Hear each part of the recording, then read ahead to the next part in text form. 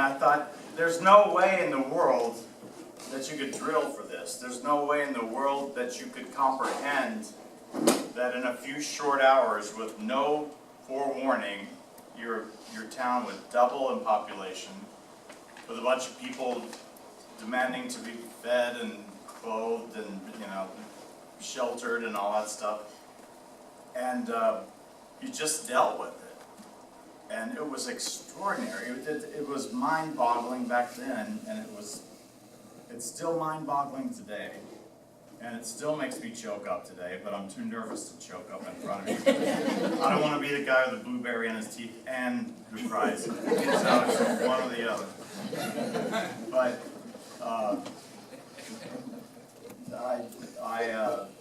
you wouldn't believe it if you know how many times I've told the story over the years.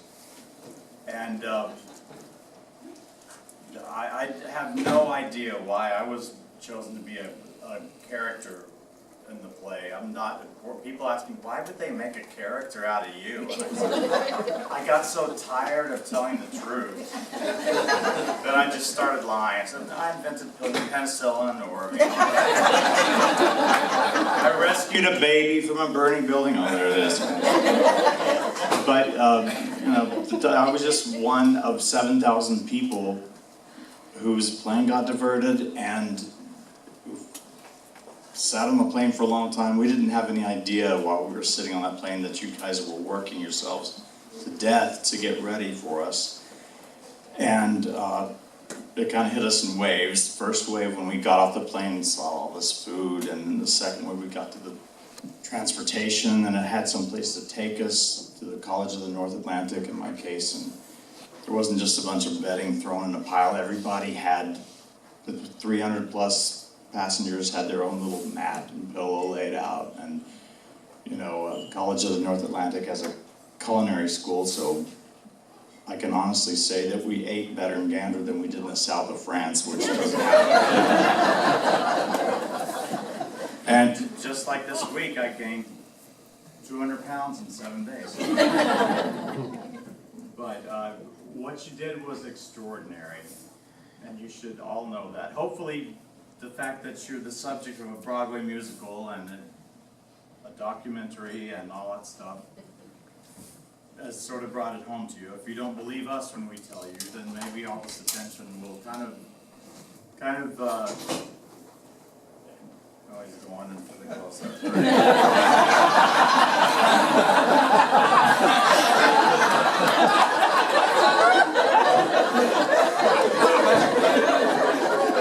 They told me I could only have one glass of wine for this, so we could get like a tight shot on my bald spot.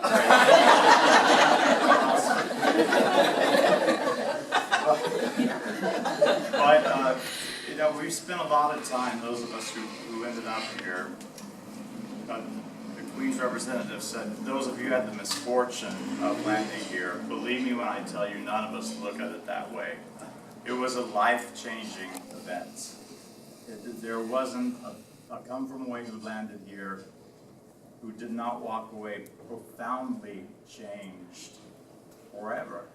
It's changed the way we look at life. It's changed the way we look at strangers. It's changed the way we look at volunteerism, at community, everything you can imagine. It's and I've been fortunate enough to travel a lot in my life.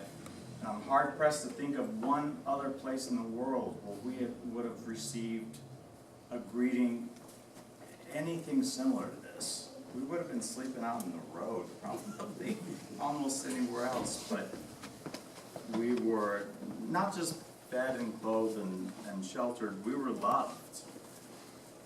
And, you know, people never went to bed for 5 days.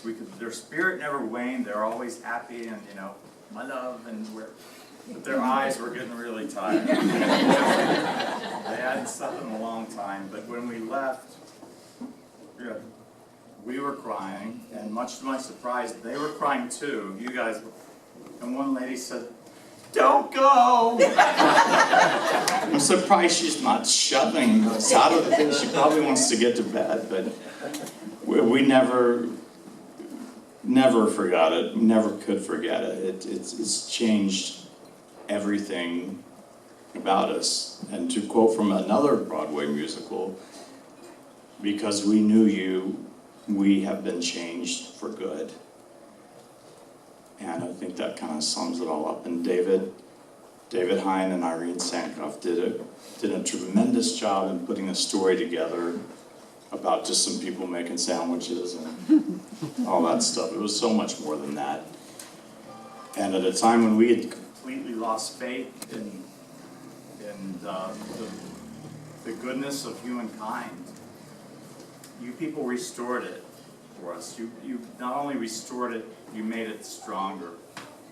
And for that, I can only offer, on behalf of all of us, our never-ending thanks, profound gratitude, and hopefully the knowledge that we're going to be better people in the future. I know that we're all, Beverly Bass has spent the last several days down in South Texas volunteering for flood victims around Houston. And we've all become more active, you know, but we're never going to be pressed into a situation where our town doubles in population, but we do what we can, and we do it differently because of you. You showed us the way. Thank you now, thank you forever. We'll never forget you, and we love you very much.